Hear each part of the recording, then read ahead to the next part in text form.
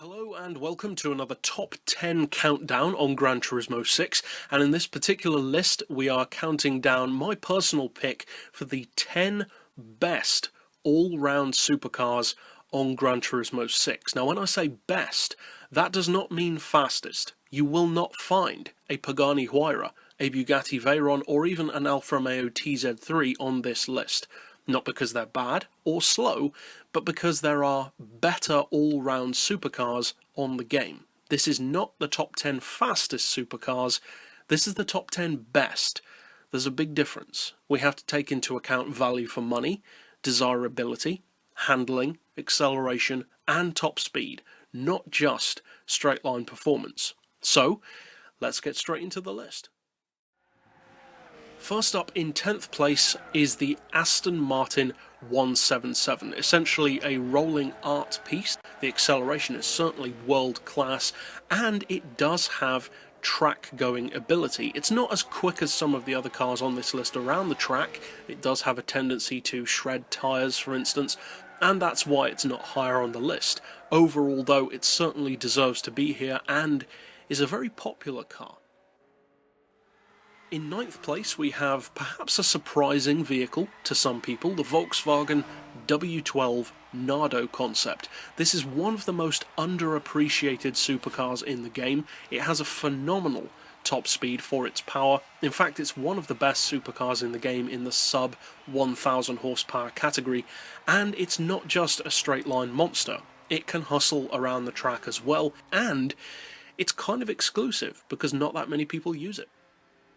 In 8th place we have another perhaps oddball choice, the Cadillac Cien concept, a 7.5 litre V12 monster really that is also underestimated as far as supercars go. The performance is incredible in a straight line, the acceleration, the top speed as well as the high speed handling is world class, and around the track it's deceptively good. It's not necessarily the easiest of supercars to drive, but it is very, very effective. In 7th place I'm putting the TVR Speed 12, and one of the primary reasons is the sheer value for money and bang for buck. 260 grand gets you well over 1100 horsepower. The top speed is not what it deserves to be, nowhere near in fact, but it more than makes up for that with trackability and incredible, in fact overwhelmingly good acceleration. In 6th place, a vehicle which I personally find that is surprisingly underappreciated, the Mercedes SLR McLaren, available in premium and non-premium form, both with distinct advantages, and although it is an expensive car, it's still roughly half the price of something like a 177 or Lamborghini Reventon. It's great as an all-round supercar with strong trackability and straight-line performance. In 5th place we have the only fictional vehicle on this list, the Honda NSX-R LM road car, a massively popular choice of PP specific racer, and for good reason. It's one of the quickest road going supercars in the game. At 489,000 credits the value is incredible, and although it is the slowest car on this list by far for top speed, it more than makes up for it with its trackability.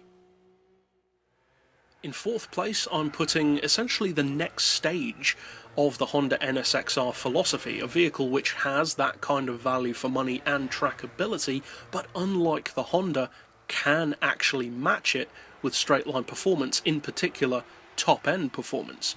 Although personally I have never been a fan of this vehicle, I do understand why people are. This is a very difficult vehicle to beat for value for money. In 3rd place I'm putting the reasonably expensive but certainly deserving Ferrari Enzo, a superb track car. The FXX was based on it of course, and the straight line performance which can easily rival the likes of the Cadillac Cien, Veyron, Huayra, Nismo and TZ-III, but while simultaneously having superior trackability to nearly all of those cars. The Enzo is a brilliant supercar. In 2nd place we have perhaps a surprising choice, the Ford GT, and for the very simple fact that the value for money on this vehicle is incredible. For 150 grand you get a car which can not only keep up with any other vehicle on this list in a straight line, and in many cases beat them, but also a vehicle which, when you take it around the track, due to its Le Mans lineage, can also demolish most of the other cars here.